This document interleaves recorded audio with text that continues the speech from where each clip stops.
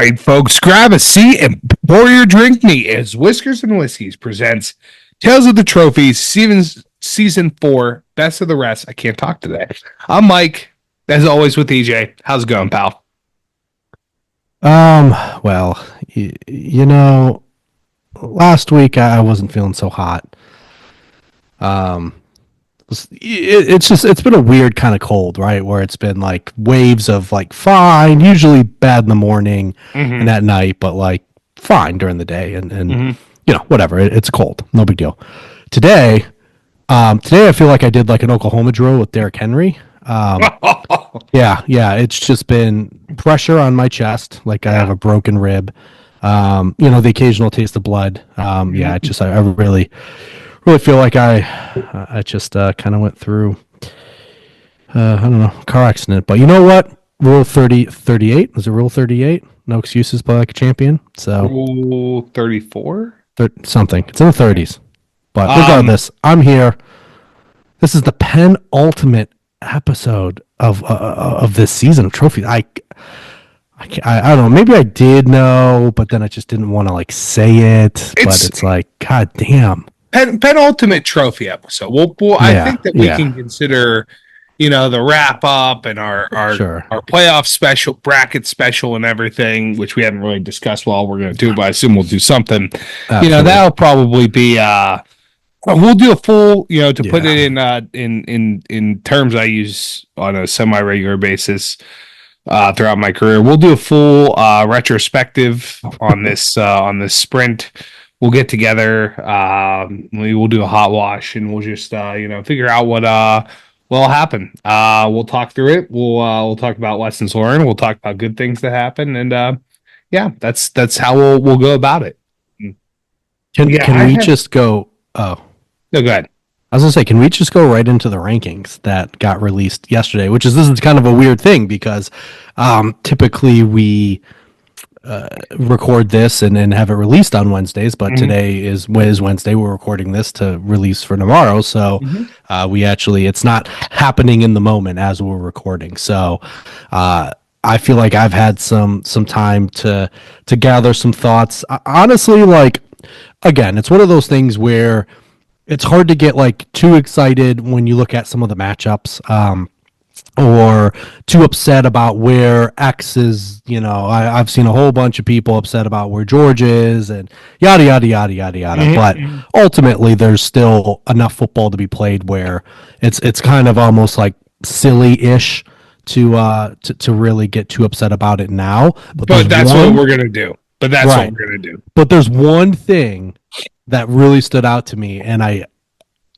don't know why I didn't like really consider this, because I feel like it's been something that we probably should have talked about for the last couple weeks now. But one, we were completely wrong about the Big 12. Yes, we'll just talk about that. Completely. Big 12 completely and totally. Yeah, screwed that one up big time. Because of that, I could not believe my eyes when I saw a projected bracket that showed Boise as the 4, which is interesting because then you're like, oh wait, but the rankings have them at 11, but they're at 11 and not 12, right? Yeah, well, they're at 12 in the rankings, but they're at in the rankings they're at 12, but they have the 4 seed, right? Because the other group of 5 champion, or the other Power 4 champion is BYU, who's ranked 14. Therefore, BYU has to get in. And it's a situation we thought wouldn't happen because we figured certainly the group of 5 champion, the best group of 5 champion, will be ranked lower than a Power 4 conference champion. Not the case as it stands right now. Good. No, and it's just like, it was one of those things where like I was a bit confused to begin with, because I'm like, wait, how are they ranked 12th but in the 4th spot? And then it was like, oh my gosh, like this could actually happen. Yes. And like now that we're looking at it, like this isn't just like, oh, this is kind of cute there, it's a placeholder for now. It's like, no, like this could really happen if they can win out and obviously win in their Mountain West championship game, which I think would be awesome. I think, yeah, and I think it'd be hard to, given the games that BYU has left, like, I think it would be really hard, given where they're ranked right now, I think it'd be hard to move up BYU. Like, you think that winning their last couple games and winning the Big 12 moves them up above Boise if they win out and win win the Mountain West? I don't know. I mean, I They'd guess have to win convincingly, and truthfully, I don't think they're going to win it at all. So I think it's kind of a moot point. Like at this point, it's you're looking down at prime time, and that'll be interesting. Like if it's even though it's yeah. 2 losses, would they dare jump prime? But I think yes, potentially if they like completely destroyed whoever the other Big 12, in the Big 12 championship game, like destroyed that opponent. But I think it's more likely that they lose another game than it is that they'll, not only run the table, but they'll run the table so convincingly that they'll jump those spots. Mm-hmm, mm-hmm. Yeah, I mean, it's really interesting. I think the other conference that's obviously the most interesting is certainly the ACC, right? Because, you got, obviously Miami's in there right now as the 3 seed, but I mean, SMU is ranked 13th, not in the bracket because you have the other conference champions bracketing them, if you will, and they just I mean, they're more impressive to me than Notre Dame. Like I think that they've had some very quality wins. Their loss is to BYU, which is a top 15 team, which is a higher quality loss than Notre Dame's loss against Northern Illinois. And I mean, what's Notre Dame's where their most impressive wins that they have? I mean, at the end of the season, if they beat Southern Cal, that's not going to be very impressive. The Texas A&M win. I mean, I still think it's tough to go into Kyle Field and win there at night and everything, but like that win is looking worse by the week. I think that's the problem with Notre Dame. It's just that the wins that they're honestly their most important win is the armed forces wins. I think so. Yeah, I mean, I've never been, so more excited to root for Army than I am this weekend. Now, do I think they can pull it off? Probably not, but oh god, that would be amazing because if Notre Dame loses, then they're just out. But you're right, they really haven't beat anyone. Louisville's terrible, right? Like they're gonna barely make a bowl game at this point, so that wasn't a good win. Like you said, I guess like A&M at the beginning of the year is it, but like okay, like not a lot here. But this is also one of those weeks where I think College Game Day should have bucked tradition and should have, or I guess normal. They had 2 to choose from, right? You have Ohio State and Indiana, and you have Notre Dame and Army. I think it'd be so much cooler to like. How often are they going to have the opportunity to have Notre Dame and Army on game day? Like realistically, because it's very meaningful. I mean, I guess, with Boise being who they are, Army's not going to have a shot at the playoff. Well, I don't know. I mean, if Army runs the table, I think it'd be really hard to keep them out. They are 18 right now, so they have a lot of ground to catch up. But, like, you could knock one of those SEC teams out of there. You knock a Big Ten team out of there, depending upon how things go the rest of the season. Yeah. Yeah, no, it'll be interesting. Oh, that's right. So Clemson's done in the conference, aren't they? Sorry, I'm just looking through some of these, remaining games for some of these schools, and Clemson's done in conference. Oh, they don't have any more conference games?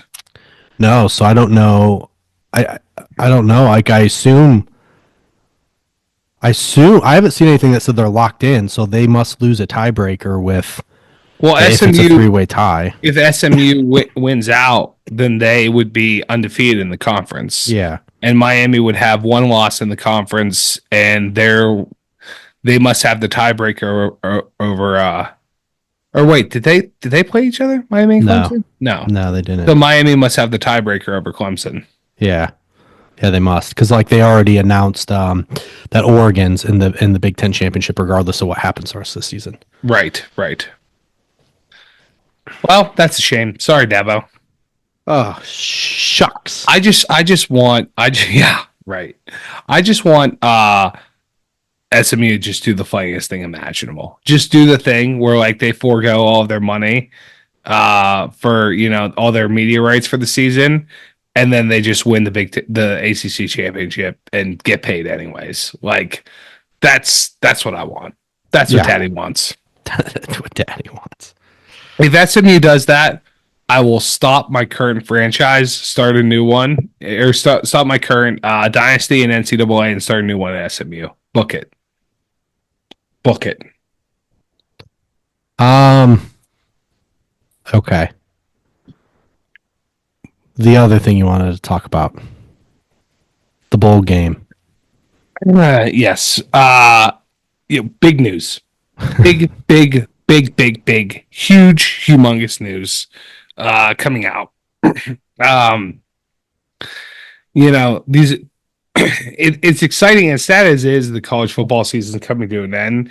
We do have some super exciting news about bowls that are coming up, and I think you know you can keep your Sugar Bowl in Atlanta, Pasadena, bump that.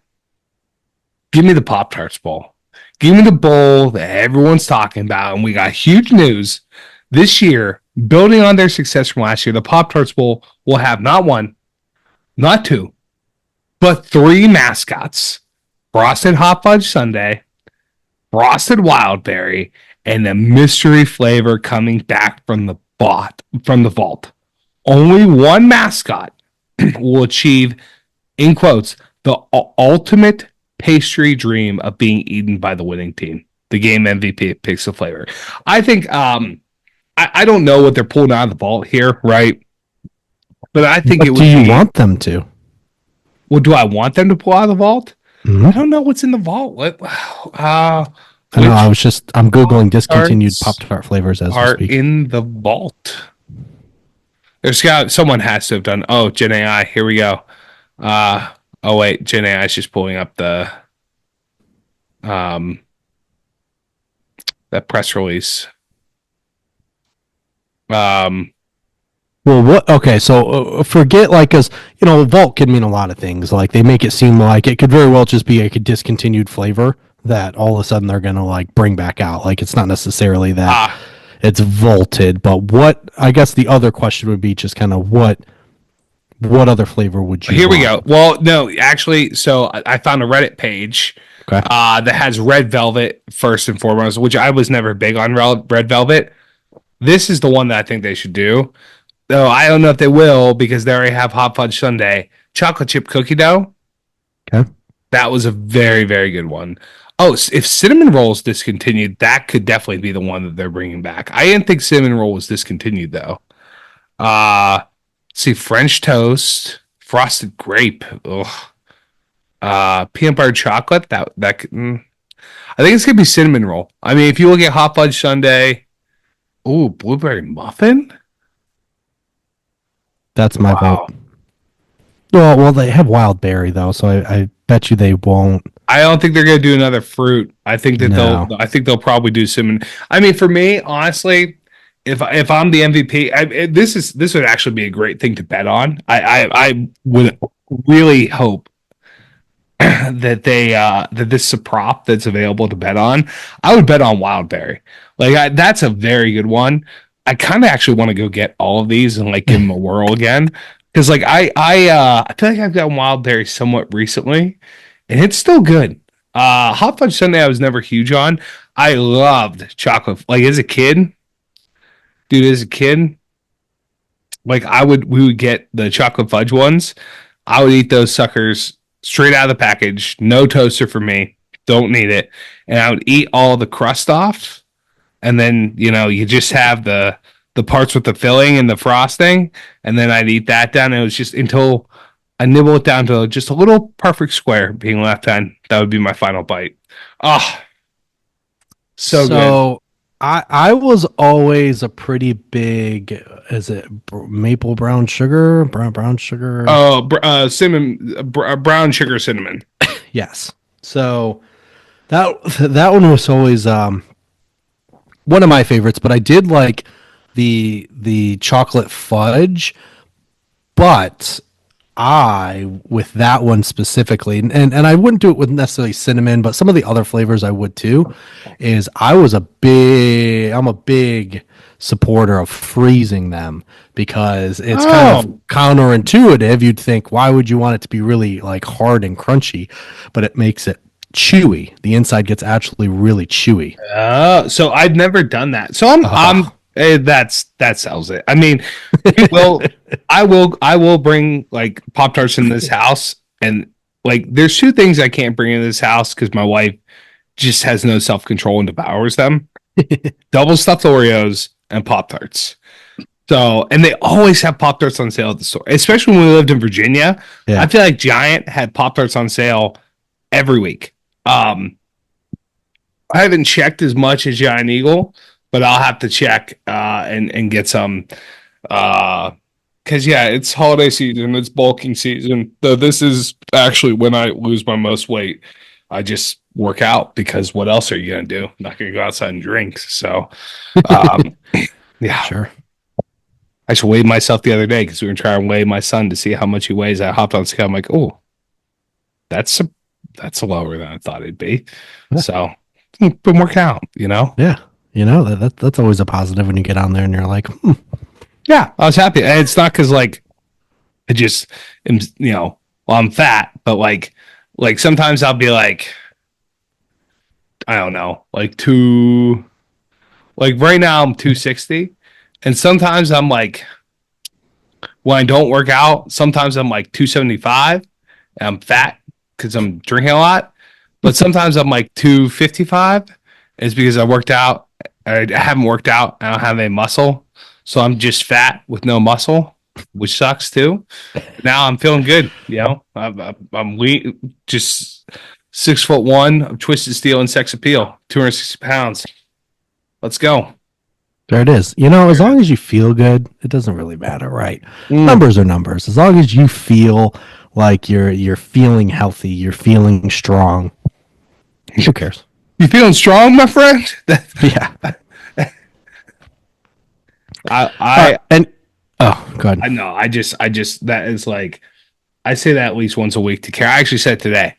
I said, "You feeling strong, my friend?" Like from Elf, Peter Dinklage's character when Buddy's talking, they're calling him Call me Elf. Elf one more time. You feeling strong, my friend? It's just what a God. Anyways, sorry. Is there anything else you want to touch on before we get to this trophy? Um, no, I think we're good. I think we covered everything that needs to be covered. Looking forward to the SMU winning the ACC and Wildberry being selected in the Pop Tart Bowl by it's going to be in that bowl. I don't remember who it was last year. Let's see. Just so I have like an idea of like what level of teams were there, like in relation to rankings and stuff like that. Yeah. Okay. Before I check to tell you who was there last year, because I'm press enter and then I'll be able to pull that up. I'm gonna just take a stab here, and I'm gonna say that the Pop Tart Bowl winner. Oh gosh, this is. Let's see. I think this could be like. You know what? I'd like to see Pitt in the Pop Tart Bowl. I think that's a real strong possibility. The Pittsburgh Panthers in the Pop Tart Bowl against like I don't know. See, I don't remember them being that good at teams. Like I feel like they were more of your 6-6, 7-5. No, dude. Last year, Yeah, that's what I no, was. no. It was hot. Were they ranked? Yeah, Oh, it was 9-4. Kansas State beat 9-4 NC State. I was gonna say I thought NC State was. I was gonna say NC Yeah, State. yeah. No, I know exactly what it needs to be. Who? Army. No, no. We're just saying they could get into the playoffs. They No. won't though, right? So let's Oh, go. Like it's not their fault, right? They're going to play Notre Dame. They're going to be one loss. It's going to be total bullshit, but they're going to be left off. So like don't patronize them and try and put them in another a bowl that they're going to try and bill you as meaningful. No, yeah, just put them straight to the only other bowl that matters if you're not in the playoff.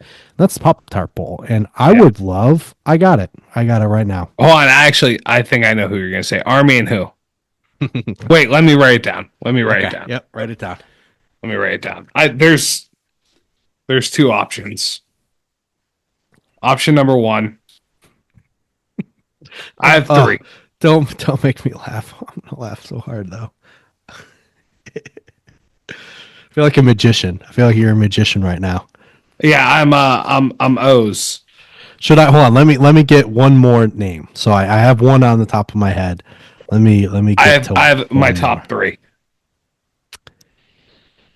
Now, mind you, this is a game that like I would want to watch. Like I'm not just picking shit teams to pick them here. So I would put Army against. Let me see what would be an equivalent. Man, I think that one is just really sticking out to me. Give it to me. Okay. Army taking on the dickhead himself, Dabo. Wait, can you see it? Number one. Yeah, close. Clemson. That would be incredible. I would love for that to happen, and I would love for them to fucking beat them. We are right here. We are right here. Oh man, yeah. Oh, two. I put two BYU, but Yep. I don't think they would ever do it because I don't know if Mormons buy Pop Tarts. And number three is Colorado because I think they would love to get Prime in the Pop Tart Bowl. But the trick with the problem with that is they don't make the playoffs. There's no way Hunter or Shador are gonna play in that game, right? I guess not. But like I would Prime, say oh, sorry.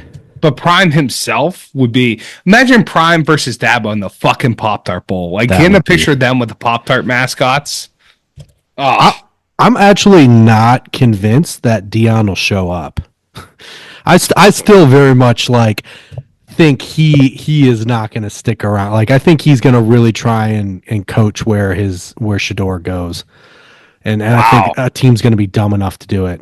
Like they're talking about Dallas. Obviously, Vegas has been a team. I think Pierce is on his way out in Vegas as well. So I don't know. I'm skeptical that Dion's going to stick around after Shador leaves. But I will say though, Shador did accept Shrine Game. Shrine Game is it or Senior Bowl? Senior Bowl, not Senior Shrine. Bowl. Senior Bowl, which is kind of surprising because you would he probably really doesn't have to do it. Just on cloud alone, but the fact that he's like choosing to do it is, kind of a little tip of the hat there. A little respect for him to go out there and do something he really doesn't have to do. I mean, that's interesting. There could be a. Yeah, I mean, you could always make the case that like. I don't know. I mean, Dabo Prime also seems like a. Like Dion seems like a purity of the sport type of guy. Like I do wonder if he would be like, let's play in the bowl game. Like let's get a bowl win and go out on top, Yeah. I guess it probably depends on the bowl, right? I think if it's the Pop-Tart Bowl, he's probably going to tell Travis to, worry about his future. But it would be a great marketing opportunity. Oh, for sure. It would be a great marketing opportunity to be with that Pop-Tart. So yeah, you would put like Dion's glasses on the Pop-Tart. They could do all sorts of things with that. No, and even for them, like get first sponsor, come in, get a Kellogg's sponsor or General Mills or whoever makes It's General Mills, right? That does Pop-Tarts. So I'm not sure. Yeah. You mean the Prime Tart? That's $1 trillion idea. You're welcome. You're welcome, Pop Tarts. Dude, that's wow. For free, we're getting for free. I know. We need to be a college football think tank. Like honestly, just let us be in a freaking room all day. Yeah. We'll take the sport to the next level. Yeah, 100%. My goodness. Okay, today, Victory Bell, another one, as DJ Khaled would say. Can I pause and get speaking of another one? Can I Yeah, pause and get another one? you You know what? can. Oh, this is actually a good. That's a great PSA, guys. Similar to the Stanford Axe, this is a lovely episode and a wonderful rivalry.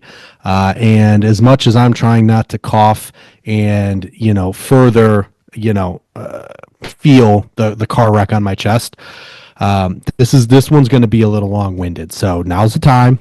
Go to the potty, get yourself another beverage, and get ready to talk about an awesome trophy and an awesome rivalry. Perfect. So let's just take a quick little break. We'll break. BRB. And we're back. Refreshed, ready to go. Help the wife bring in some groceries too. So I'm the man right now. Yes, you are. Mm-hmm. Victory Bell. Mm-hmm.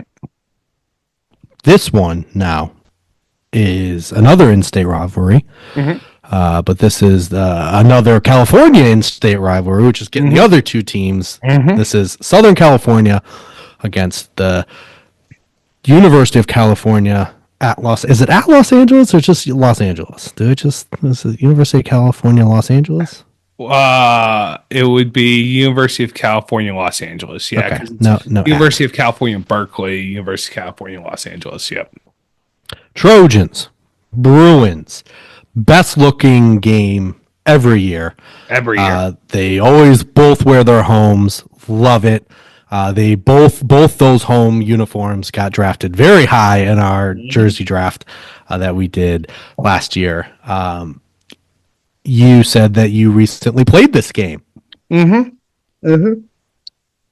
So a request for EA Sports, two requests as it relates to this game specifically. One, you cannot get both teams to wear their home uniforms in Dynasty. Like, it doesn't automatically default to that. Even if you're the away team and you change to your home unis, they flip it to the other team flips to their away unis, which, I mean, that's something. It only happens in a few games every year. I don't know if this is the only game. I think there might be other games where it happens too. Got to do that. Got to fix that. We also they don't bring it onto the field. They show it like there's an image of every rivalry game. There's an image of the trophy before you play. They don't show this. I know that I've not played every rivalry game. Maybe I should at some point. That's a good thing to do over Christmas break. But they do talk about it. And like they do for the Red River, they have the hat, like the hat's in the game. So, but they do talk about it. And I think I've not played the game with Fowler and Herbstreit on the call, but Reese Davis, being the man he is, did like fit in some talk about, he's like this Victory Bell, it's like used to be a train bell. And I'm sorry, I stole some of your thunder there, but he does mention that as part of the game. So, yeah, a working steam engine bell. So, yeah, I thought that was pretty cool. So, yeah, well, that just makes me even more angry. If you're going to put that much like additional information in the game and on that rivalry, like to go that extra step to talk about it, fucking create the bell, right? I think that's Reese Davis. I think that's Reese Davis just going the extra mile because like he does that. Yeah. And like, because for USC, like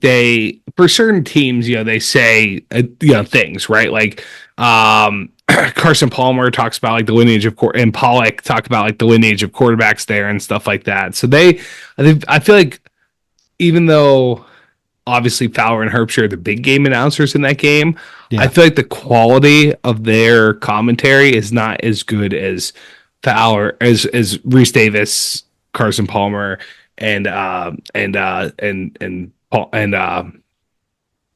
I blanking on his name all of a sudden?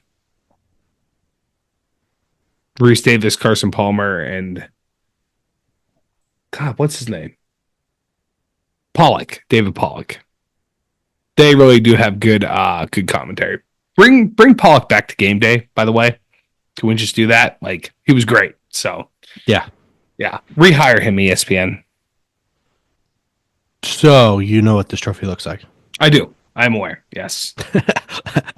I am aware. Okay. Yeah. I do. There is something that I have a question about. Sure. Color of the trophy. Sure. Is it what color is it? Oh, is this going to be one of those tests? Do you see gold and yellow or blue and black? No. Like, Am I? I've seen it as like the game image shows it as blue, I think. Okay. But like, is it always blue? If USC has it, do they paint it red? That's a question I have. Am I gonna have to wait and find out? You're going to have to wait to find out. I love it. So before I get to that, why don't we talk about the history of the rivalry for a little bit? So the first game between these two schools was in 1929, with USC winning 76-0. What? Okay. Yeah. Oh yeah, big time. No forward passes either, right? So No. lot of running.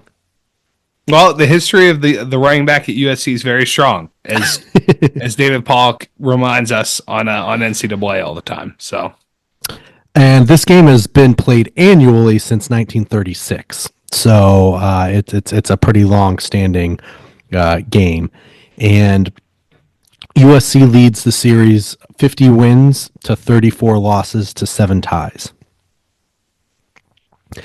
Now, similar to some of these other large in-state rivalries that we've talked about, they do have another, I guess, like all sport school to school competition where you essentially, for each win you get in men or women's sports, you get a point, and then the end of the year, the school that has the most points wins. And in this case, they win the Crosstown Cup.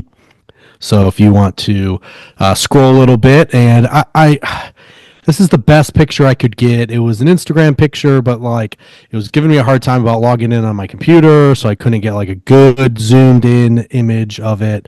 But why don't you tell us what this bad boy looks like? I want to get a closer look at this sucker. I'm gonna try to find it. If you just do Google Images for it, there's only a couple pictures. Right, yep. And it's a little clearer when you're. I just like I said, I wasn't logged in on my computer, and it was just going to be a pain in the butt to do. Oh yeah, that's nice. That's a big beefy boy. Oh yeah, that's good. So this is there's a black. This is great, man. This feels like I'm gonna say this in the best way possible. This feels like a trophy exchange between premier high school programs. Like, and even when you say Crosstown Cup, you kind of think of like, like this feels like a Disney Channel movie trophy, like between two fictional high schools. Like, remember Alley Cat Strikes? Like it feels like this is the trophy that they exchanged in Alley Cat Strikes. So it's which I think has a similar concept. I think in Alley Cat Strikes it was like they had to win. Like they had a cup like this or something like that, and they got a point for every sport, and the last one was bowling, and that's why that guy ended up on the bowling team. Can't totally remember, but it's going to be worth a rewatch. I hope it's on Disney Plus. So we got like a black circular base that has of course, sponsored by BMW. SoCal BMW Crosstown Cup Champions as a plaque with presumably some smaller plaques with presumably outcomes every year on it. And then above that in gold as well is like emblems of different sports. I can see wrestling, golf, baseball bat, football, volleyball. And then on top of this like black base, which isn't super tall, is a gigantic cup that looks like a big urn type thing. Like it's got like the hourglass type shape. And it's this beautiful green stone, it looks like green stone because there's even some like dimpling on it or something like that. Like almost like like a nice concrete, like a nice finished concrete is kind of like the look of it. And then like gold bands around it. So like there's a lot of like detail to it, like as it kind of like the hourglass shape, like something like indents in and out, in and out. And there's like gold bands every so often, with gold handles, a gold handle on either side that admittedly looks like a toilet flusher handle. And then in gold on the cup part of the cup, it says SoCal BMW Crosstown Cup with the Trojans emblem, the UCLA Bruins emblem, and then like an outline of LA, of the buildings of LA with a couple palm trees. This is awesome. I like this a lot. Oh, and then there's even gold.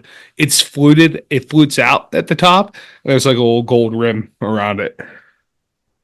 Yes, this one is the Crosstown Cup, formerly the Gauntlet Trophy, and it has been awarded annually since 2001. So yeah, I really relatively newer, but I really like Gauntlet Trophy, but I think I like Crosstown Cup more. Both very good. well, I think this might be the only.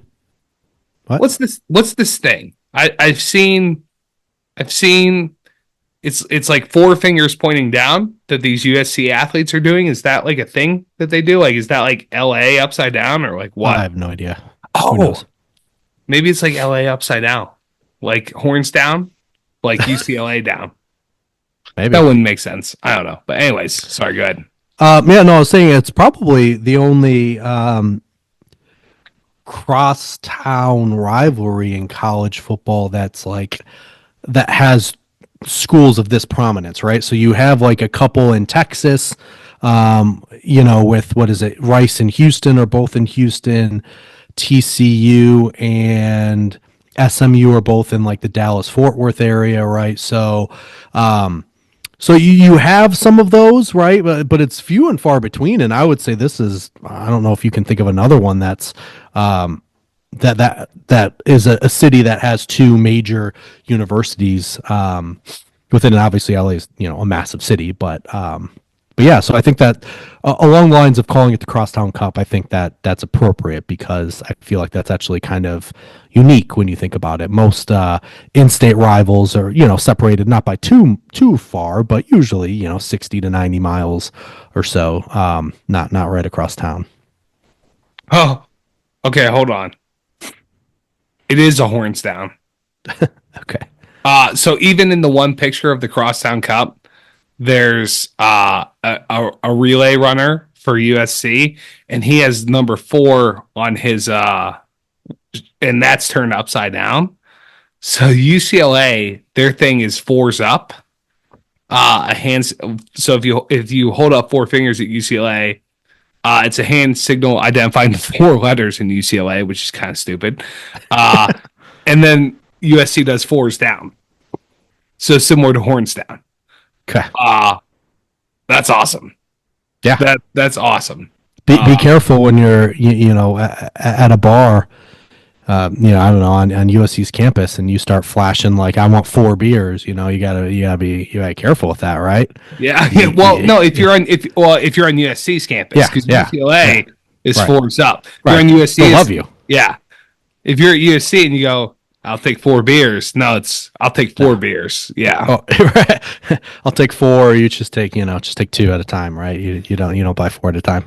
Yeah. Yeah. Exactly. Oh yeah, you could do 2 for fight on. Yeah. Okay. Why don't we just get right into it? This will be a little different than last time, where I really built up a lot of the traditions and whatnot before we got to the trophy. I'm going to do it in reverse, just because. Right. Why not? So let's do it. Scroll down. Yep. Tell the people what you see. Yeah. So it is a metal cart, if you will, like just a metal base which is just a bunch of bars together, on wheels, 2 wheels out wider in the back than 2 wheels in the front. And then on top of that is a metal base for a nice golden bell. It's a short little boy. It's a short fella. That answers my question. There's one picture of it in where the metal part is painted blue, another picture where the metal part is painted red. And I can't see what's written on the bell, but there is something engraved on the bell. I did my best to try and find a picture because once I found that third picture, I was like, oh, there's actually something on there. I couldn't find anyone that would write about what it actually says on there. And that picture, like, it's really kind of hard to make out. But that was the only one that had a contrast that you could kind of see lettering. Let's see. Oh, not even, no chance. I guess I can Cal. Yeah, no, I'm not even gonna try that. Yeah. So there's a Daily Bruin article that kind of describes the origins of this spell in such a great way that it probably just makes sense for me to kind of just read to you almost verbatim on kind of what they wrote here. So fire away. So the Victory Bell is a 295-pound piece of brass that at one time was part of the Southern Pacific Railroad engine. And the bell itself was first presented to UCLA in 1939 by the Alumni Association. So for a short period, the bell became a prominent feature at every home game. It would be kept in the den, and every time the Bruins would score a point, a loud ring would echo, right, with, Bruin screams, unorganized 8 claps, and a broken verses of "Hail to the Hills of Westwood," which I guess is the fight song over UCLA. So the ringing bell was a highlight of every game and a beloved tradition, according to UCLA, that was disrupted in 1941 with a theft. So on September 27th, 1941.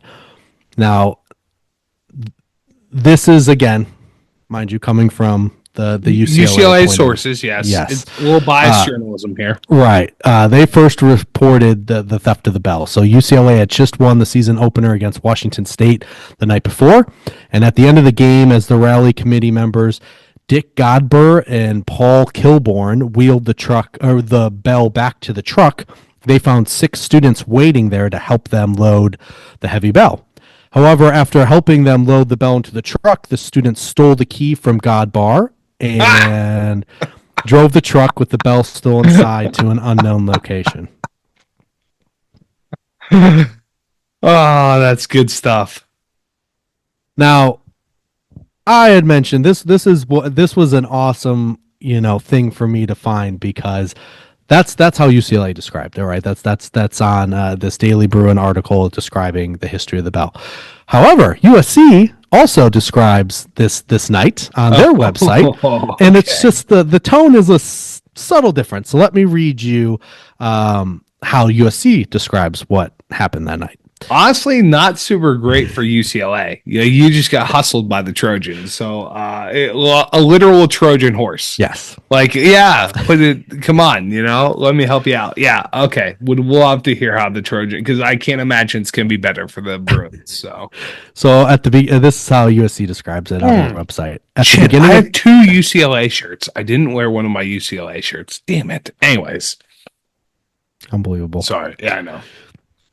So at the beginning of the 1941 season, 6 Trojan Knights infiltrated the UCLA cheering section and helped the Bruins load the bell into a truck bound for Westwood. While the Bruins went to get the key to the truck, they found that the Trojan Knights had removed the key and had driven off with the bell.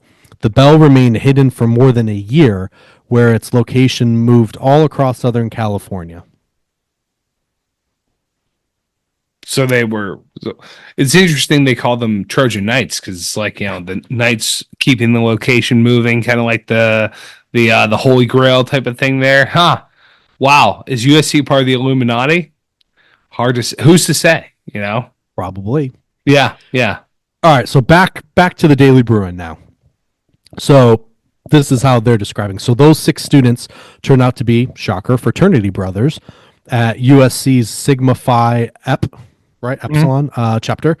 And for an entire year, our victory bell resided in various places, moving from filthy fraternity basement to various locations across the city.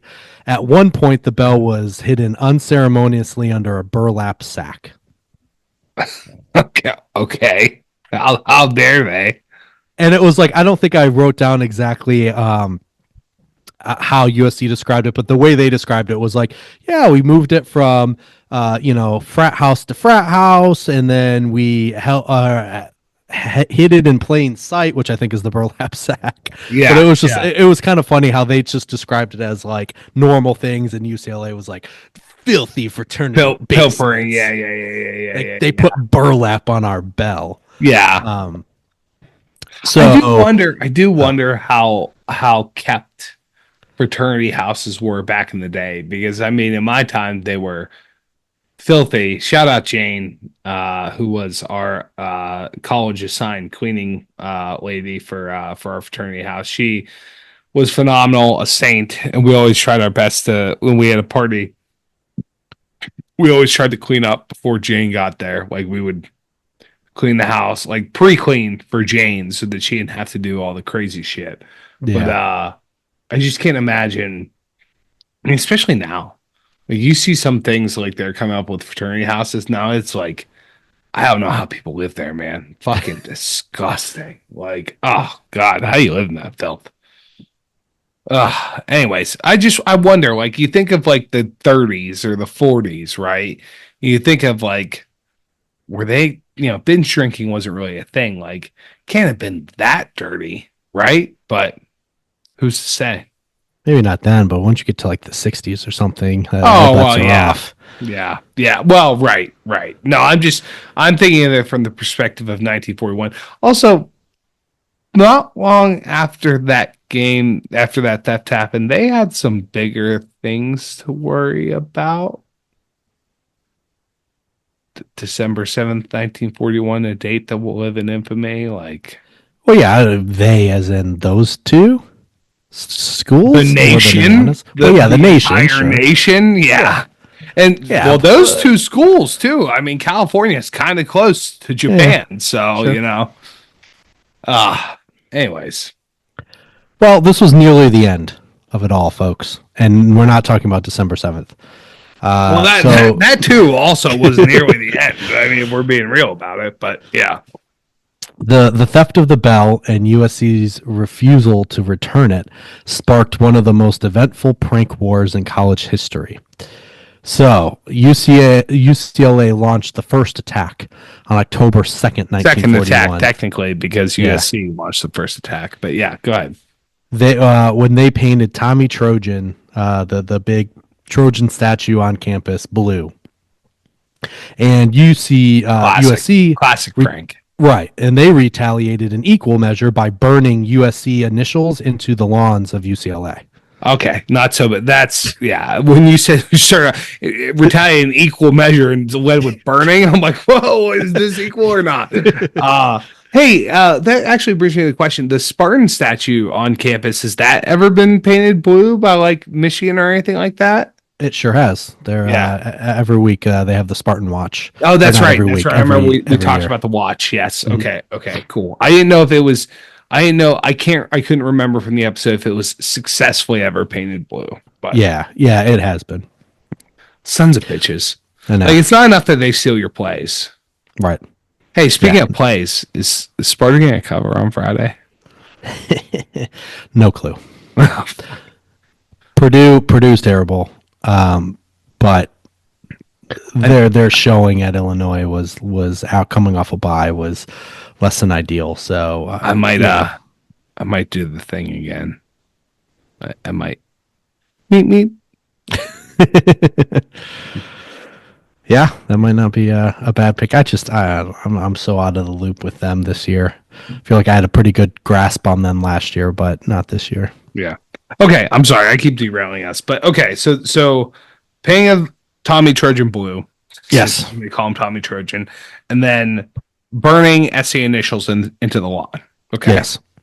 So this vandalism continued with increased rowdiness, and the police had to be called several times. And the pranks escalated to such an extent in 1942 that USC's president, Rufus B. von Kleinsmid, threatened to cancel the USC UCLA football game if the vandalism did not stop. German acting with tyrannical authority in 1942. Yeah. Wow. Yeah. Not shocking. But in time, the student governments. Let me tell you about another German tyrant in 1942. Yeah, he was concerned about more than vandalism in Los Angeles. Yeah. So in time, the student governments at both schools reached an agreement. In front of Tommy Trojan, they signed the Victory Bell Accords, as it's known.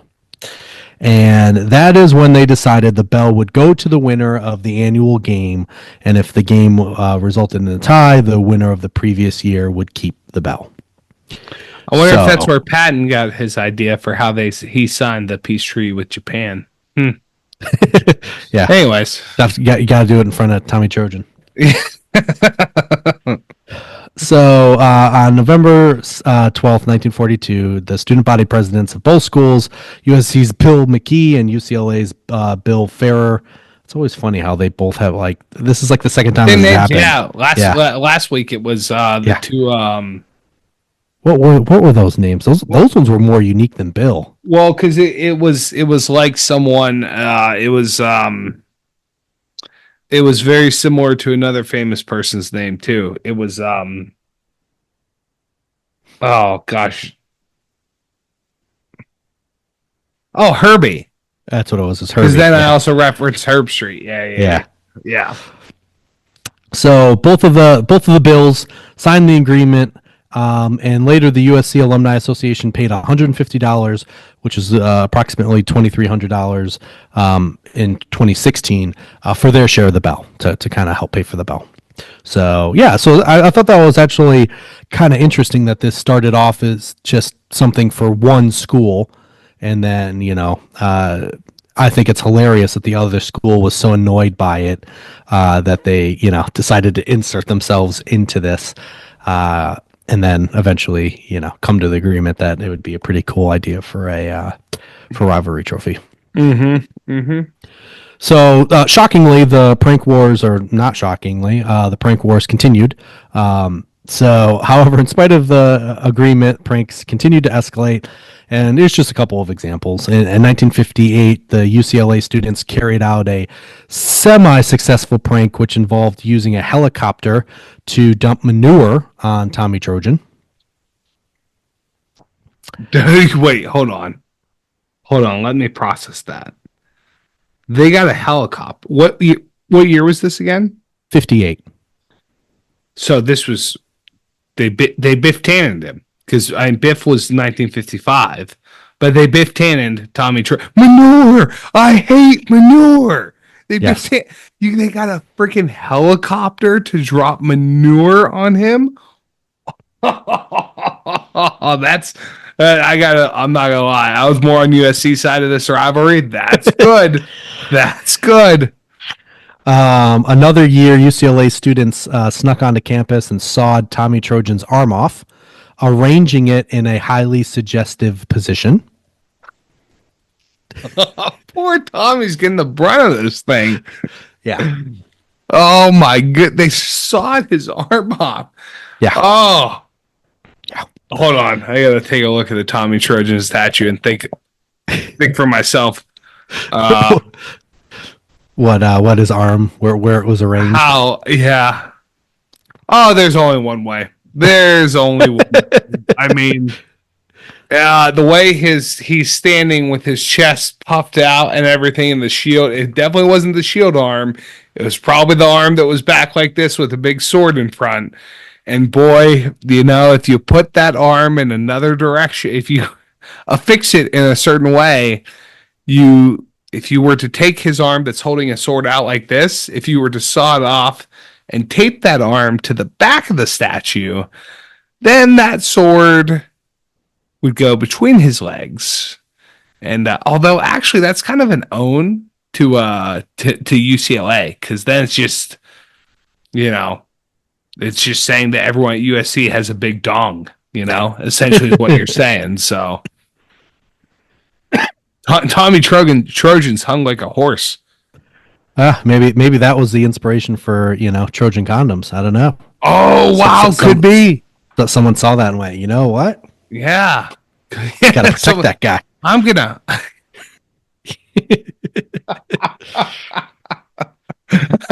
Oh my God, I've got a great idea. Well, don't worry. USC has had its, fair share beside burning on the grass. Burning the grass. Anyway, good. Yes. So USC released 20,000 cardinal and gold painted crickets into the research library at UCLA. I'm sorry. 20,000 painted crickets? Correct. They took I assume they must have spray painted them. A little bit of animal cruelty there.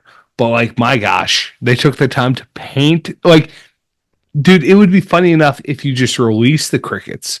Painting them, 20,000, and crickets jump. Like, I can't imagine why they were going through the painting, that they were super cooperative. Wow. And apparently, even today, and this is, again, I'm pretty sure according to the Daily Bruin, that dead crickets can be found in between the pages of some of the older books that haven't been touched. 20,000 is a lot of crickets. I'm pretty sure they didn't manage to wrangle them all. Yeah, that's a lot of. How do you even get that many crickets? I have no idea. Wow. I know, 1989. And Amazon, you could probably get whatever you need now, but back in 1989, live crickets. You're priming live crickets here. Good. You can prime pretty much everything else. If you can dodge a wrench, you can dodge a ball. Poke some holes. Not into your Trojan. Why is it making me? Okay. Let's see. Live crickets.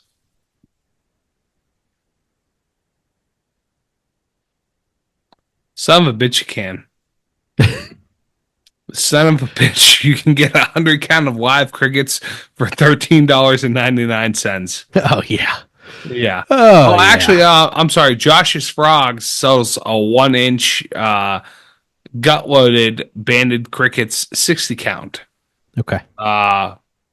Here, 1,000 large 1-inch banded crickets for $25.99. Though I will say 2.5 out of 5 stars. A lot of 1-star reviews here. I gotta see what's going on here. God, I'm gonna get the weirdest Target ads from this. Let's see. Every 1-inch cricket do not purchase. Every cricket but 8 was dead.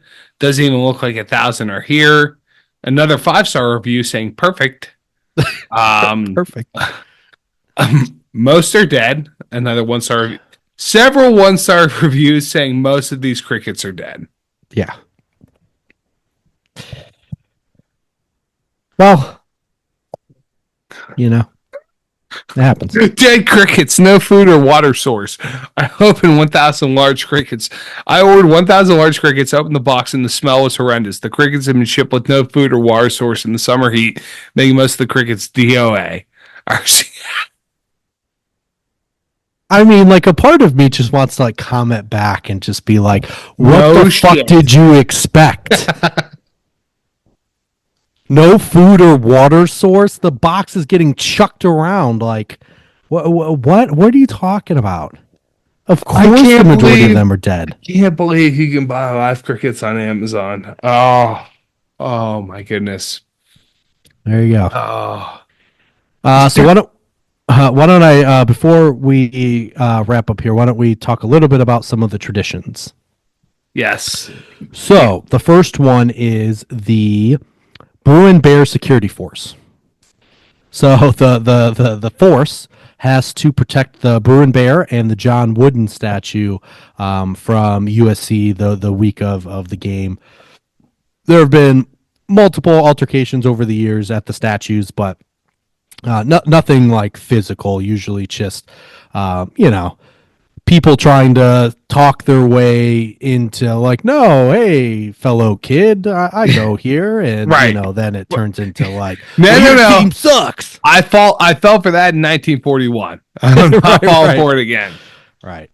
Um, but just because there is a forest doesn't mean the bear hasn't been vandalized. And the bear was actually vandalized in 2009, and UCLA spent $40,000, 40,000 to restore the bear and prevent it from being vandalized again. 20,000 of that was in restoration.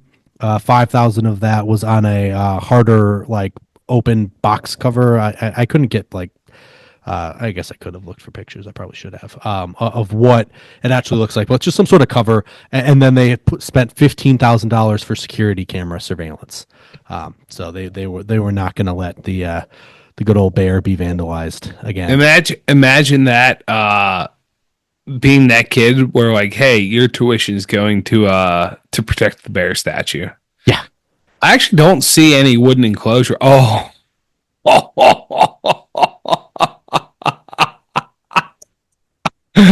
When you search for the UCLA, all I typed into Google was UCLA bear statue.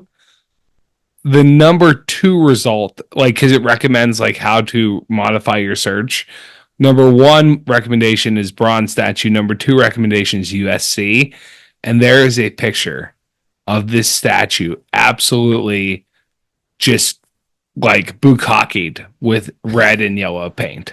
Like took a big old load right to the face of blue and yellow paint. But it looks like it's pretty out in the open, though. There's another. That's good stuff. That's good, clean fun. That's good, clean fun. Anyways, sorry, go ahead. And UCLA will also host several events that week promoting the rivalry with USC, including a BSC bonfire and rally.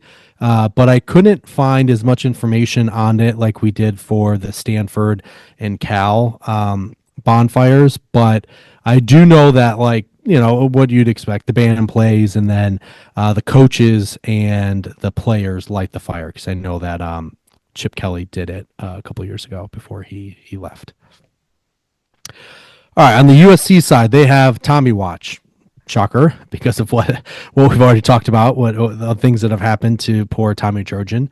But has been the case since the early 1940s, when, you know, after that first time that the UCLA students decided to throw paint on good old Tommy, the Trojan Knights have kept a 24-hour vigil during the Troy week, is what they called it, which I thought was pretty cool. And I couldn't like find too much other information other than it just being referred to as Troy week. So leading up to the game that week. And this is how the USC website describes the watch. So this is them talking now. Our Knights eat, sleep, and live at Tommy Trojan for the week, always on the lookout for potential vandals. Knights look forward to spending the nights with Tommy, regardless of the weather, almost as much as the game itself. Nights are filled with great camaraderie amongst members who pass the time with capture the flag, football, and wiffle ball matchups under the watchful gaze of Tommy.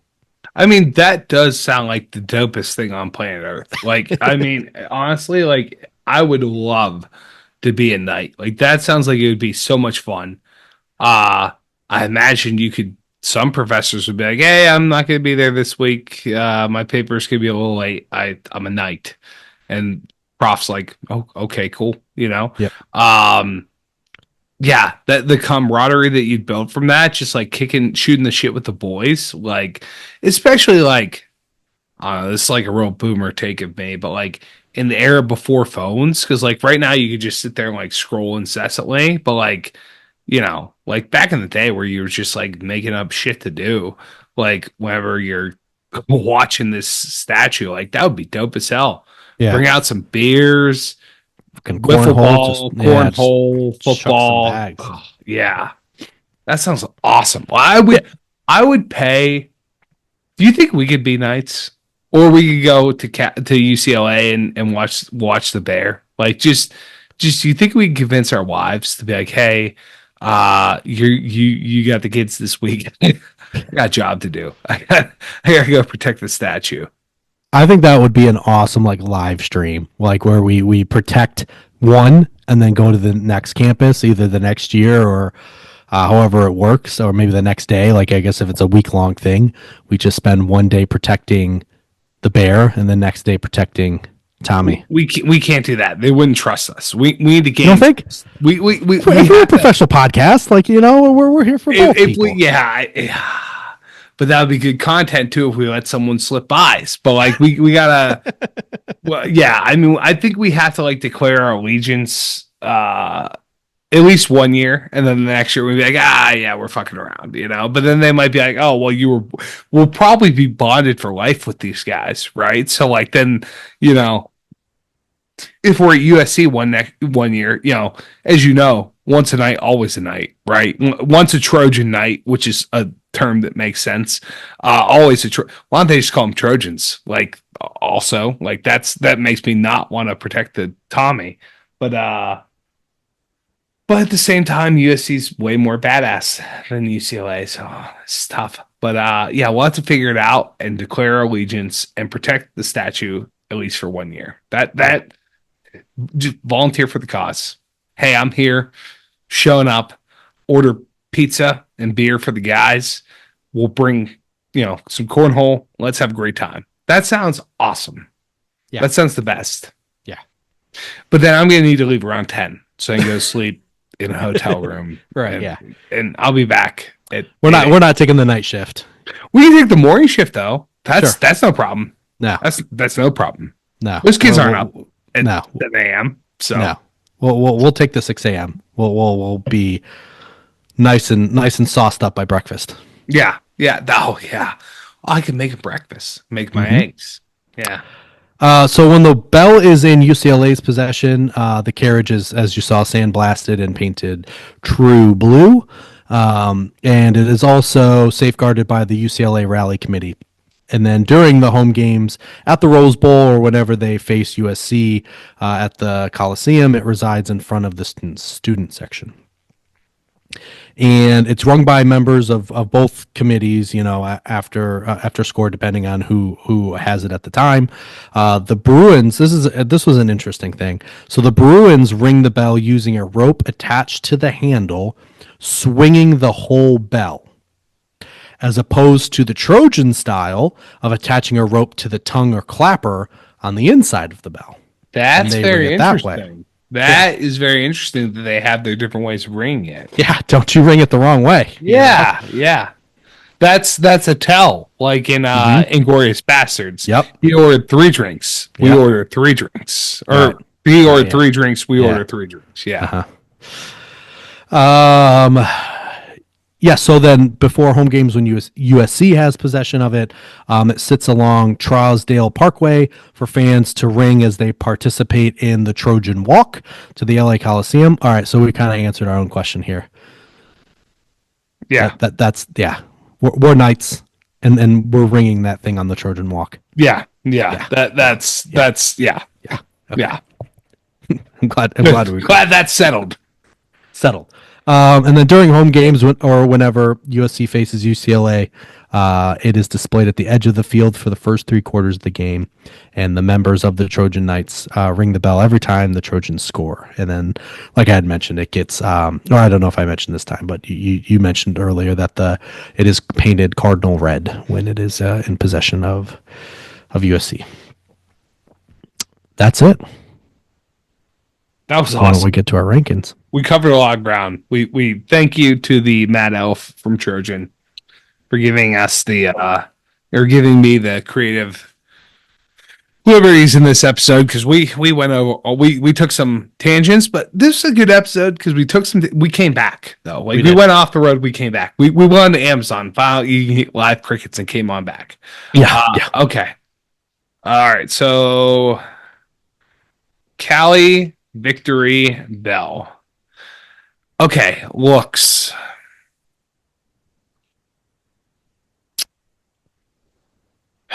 I wish I could include the Crosstown Cup because I love the Crosstown Cup. I love that thing. But if we're just talking about the Victory Bell, which we are because that's what we do. Um, I am gonna say, oh wow, even the pictures, it when it's in UCLA's possession, there's a zip tie around the handle and the clapper. Whenever it is in USC's possession, there is just a thing around the clapper. Interesting. Um, wow, pretty cool. Um, I mean, it's not crazy. Like I do like that it is a bell that was used on a train and everything like that. Um,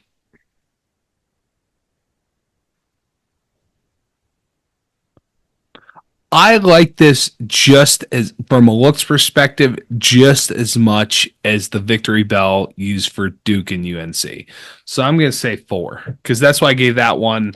I enjoyed this one just as much. Like there's nothing about it that like I guess I could even take it down to 3.5 because of you could ride on the UNC one, but I don't want to. So I'm just going to go ahead and give it a 4. And I was going to ask you what we ranked the Victory Bell from the You gave that a 4.5. I gave that a 4.5. Yes. So I'm going to have to give this one a 4 then, because for that exact reason, it does look like a smaller bell, and the platform is not nearly as large, and I think that's very cool. Not only that you can ride on it, but they do ride on it in North Carolina and in Duke. So still I think, great. Yeah. I'm not reducing the score on this one because I think the bell itself here is a little bit cooler. Like the Sure. etchings on it and stuff like that, I think is pretty neat. So history 5. I mean, 5. That was incredible. 5. Yeah. Rivalry itself 5. Competitiveness, I mean, USC's kind of whipping ass. Though,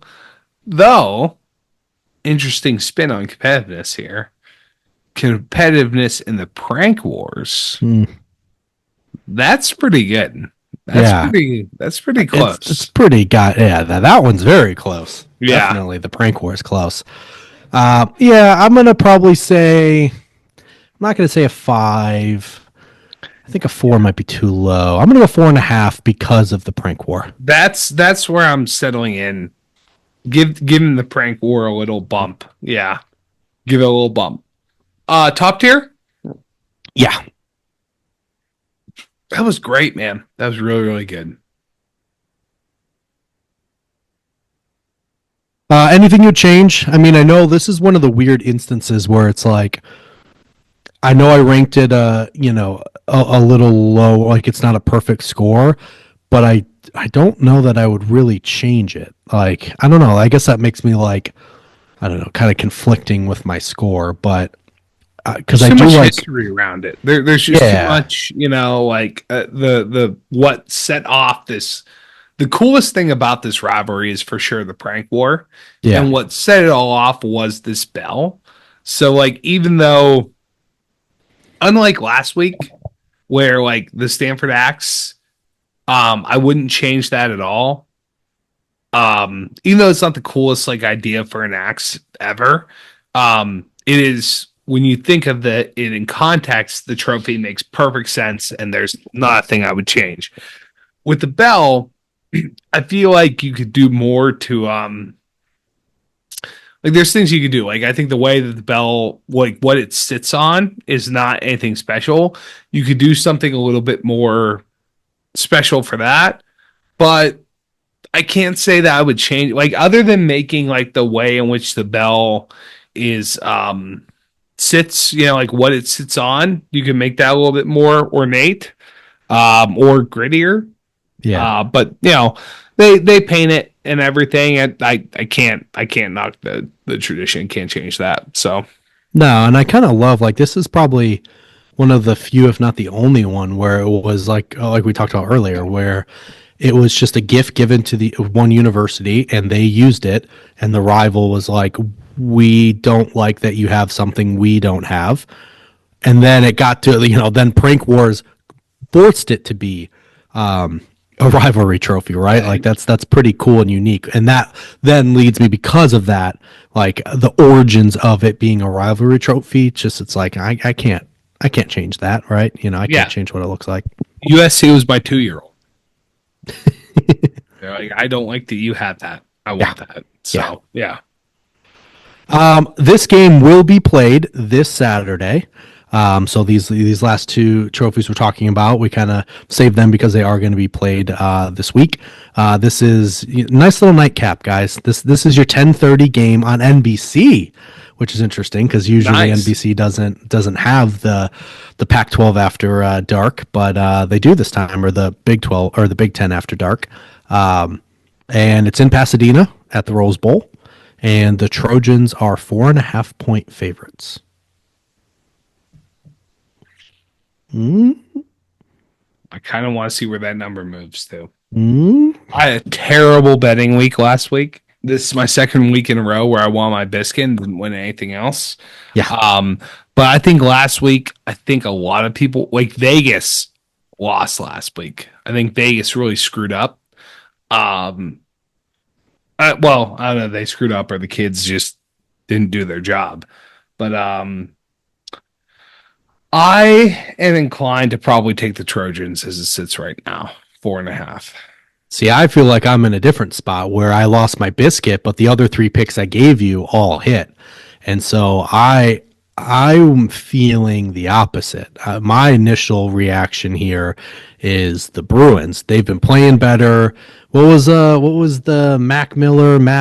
What was USC's quarterback that quit? Matt Miller. Right? Yeah. Yeah, started off the season and it was like, ooh, is he going to be a Heisman and transfer portal? Yeah. So I feel like the vibes are real low here with Lincoln Riley, and, not that either place is this daunting place to go, but going on the road, and I don't know, I feel like it's one of those things where I don't know if this is officially that I'm taking the Bruins plus 4.5, but my gut says they have so much less to lose, right? Like Lincoln Riley, this was a shit season for you after you were supposed to fix things, right, in your first year in the Big Ten, and you didn't, right? You had disappointing losses. It's not just like you're a complete shit show, but there were games that were just like really derailed what you were supposed to do this year. They were at least supposed to be in somewhat kind of contention. Yeah. And then UCLA started off as horrific, only scoring like 20 total points like their first few games, and now have kind of caught their stride. And I don't know. It'll be interesting. Like I said, I haven't dug too deep, but like my first gut reaction is to take the home dog in this case. But we'll see. Yeah. Regardless, it'll be a nice thing if the cough medicine doesn't knock me out well before 10:30 on Saturday. At least I'll fall asleep to the nice colors of that true blue and gold, and the crimson red and yellow. I don't know. Cardinal red, but yeah. Crimson. I know. I always want to say crimson. Cardinal. Sorry. There's only one crimson, right? That's damn true. That's damn true. All right. That's going to do it for us this week. Follow us on Instagram at whiskers.whiskies, and please subscribe to our YouTube channel. Like we mentioned, next week is our final trophy episode of the season, and we are going to talk about the jeweled shillelagh. Yes! For Mike, I'm EJ. Always remember, too much of anything is bad, but too much good whiskey is barely enough. Cheers, boys.